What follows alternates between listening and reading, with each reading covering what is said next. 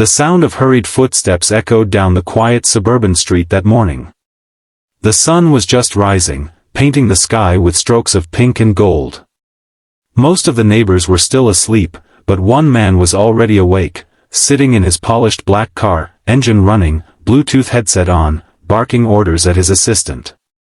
This was Mr. Harris Dalton, a name feared in boardrooms, a CEO worth millions, and perhaps the grumpiest man on the block. People whispered that he had no heart, no family, and no smile. His mansion was tall and cold, with trimmed hedges and locked gates, a place where kindness rarely lingered. But that morning, something unusual happened. Just as Harris was about to drive off, he heard a soft, trembling voice behind him.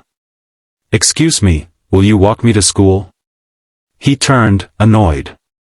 Standing there was a little girl, no more than 7, her backpack too big for her tiny shoulders, her pigtails slightly uneven. Her shoes were scuffed, and her eyes held both innocence and a strange kind of loneliness. Harris frowned. "What? Walk you to school? I don't have time for that." The girl clutched her backpack tighter. "Please. My mom works the morning shift, and I don't like walking alone. Everyone else has someone. Just this once." For reasons he couldn't explain, Harris didn't drive away. Something in her voice, simple, pleading, genuine, pierced through the armor he had built around his heart. With a sigh, he muttered, "Fine. But only because it's on my way." They began walking in awkward silence. Harris kept checking his watch, while the little girl skipped beside him, humming softly. After a while, she glanced up. "Why are you always frowning?" Harris looked down, caught off guard. "I'm not frowning. I'm thinking." "You look lonely," she said simply. Her words hit him harder than any corporate rival ever could. Lonely? He hadn't admitted that to himself in years. He cleared his throat. "I'm busy. That's all."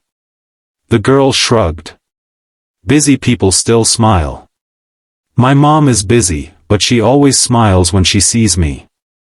Harris had no reply. For the first time, he wondered what it would feel like to be greeted with that kind of love every day. As they neared the school, kids ran ahead, waving to parents, hugging mothers, high-fiving fathers. The little girl slowed down. She didn't wave to anyone. No one waved back. "Where's your dad?" Harris asked without thinking. She looked down at her shoes. "He went to heaven. Last year." The words cut through the morning air like glass shattering. Harris felt his throat tighten. He, too, had buried his father young, except unlike her, he had buried every ounce of tenderness with him.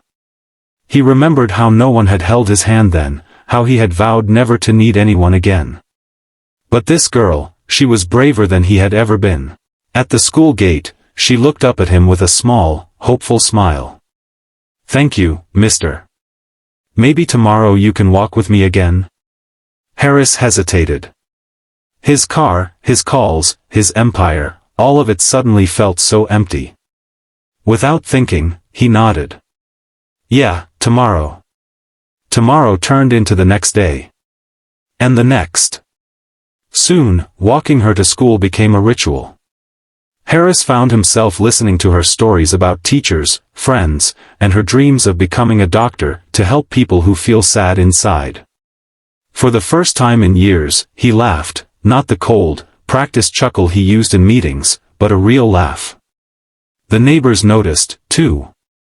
The grumpy CEO, who once scowled at kids for stepping on his lawn, was now holding hands with a little girl, walking her down the street like the most ordinary, and yet extraordinary, man in the world. One morning, as they reached the gate, the girl turned to him. "Do you know why I asked you to walk me that day?" Harris raised a brow. "Because I live next door?" She shook her head. "No. Because you looked the loneliest. And I thought maybe, you needed a friend too." For the first time, Harris's eyes stung with tears.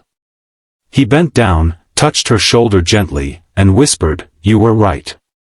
From that day forward, the little girl didn't just walk to school with a grumpy millionaire, she gave him back something priceless.